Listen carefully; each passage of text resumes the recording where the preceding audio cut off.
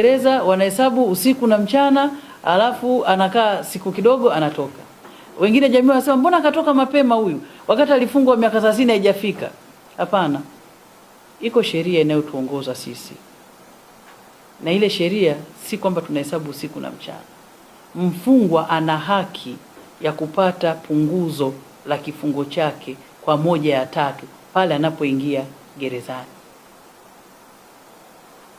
Hiwapo aina hiwapo ni automatic. Yaani yeye tu kitendo cha kufungwa kuingia gerezani ana punguzo hilo, kama sio mfungo wa maisha na kama sio mfungo wa kunyongwa.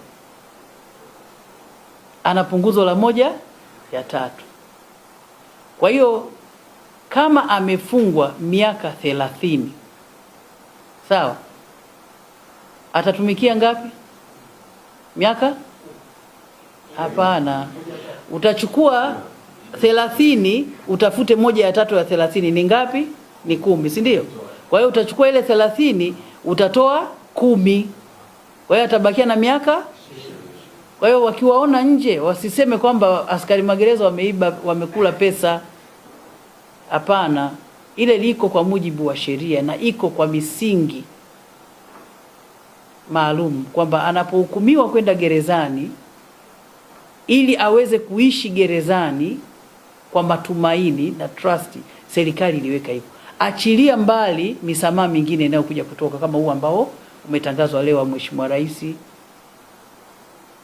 Lakini hiyo pia inatakiwa muisemee vizuri kwamba mtu akitoka wasichukie, waondoe ile punitive perception. Si kwamba kila mfungwa akihukumiwa au akikosa basi lazima akae gerezani.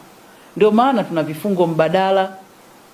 Ina maana tuna vifungo vya parole kwamba anawezekana akatumikia kiwango fulani cha kifungo chake lakini bado akaruhusiwa kwenda kumalizia nje chini ya utaratibu wa parole. Yaani wananchi wasiendelee kujenga kwamba ni mkomesha akae gerezani. Hapana. Anaweza kukaa gerezani na akatumikia kifungo chake na akapata misamaha mbalimbali au akapata vifungo mbadala mbalimbali. Kwa hiyo mindset ile ya kwamba ili mfungwa akome basi akae gerezani, hapana. Kwa hiyo ili kumwezesha kukaa zake gerezani kwa utulivu, kwa nidhamu na kujaribu kusikiliza mafundisho na vitu vingine, serikali iliweka sheria hiyo ya remission ambayo mfungwa anaipata siku tu ile ya kwanza akifika gerezani. Anapigiwa hesabu. Ndio maana unakuta katika beji yake pale anaandikiwa kutoka bila msamaha, kutoka kwa msamaha. Kutoka bila msamaha utaona kile kifungo chote kimewekwa pale cha miaka 30. Alafu kutoka kwa msamaha utaona kile calculation iliyofanyika inakuwa iko chini.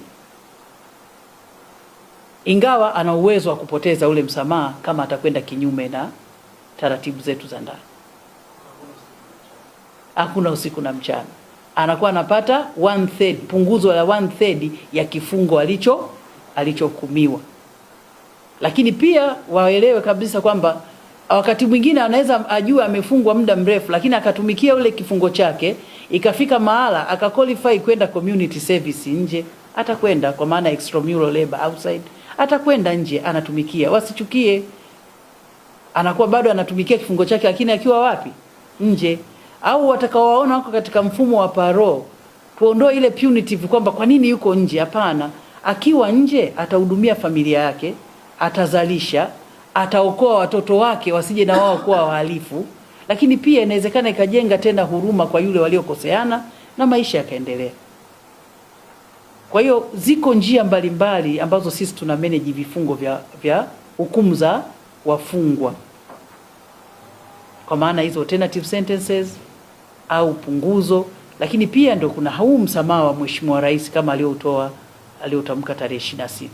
Kwamba wapo wanaweza kusamehewa wakatoka nje kwa vigezo mbalimbali anavyokuwa amependekeza, lakini wako ambao wanaweza kupunguziwa pia kile kifungo tena na akatumikia pungufu ya pale. Sasa mtu akimuona kwamba alikuwa anamhesabia akae miaka 25, anasema mbona tu baada ya miaka 10 nimemuona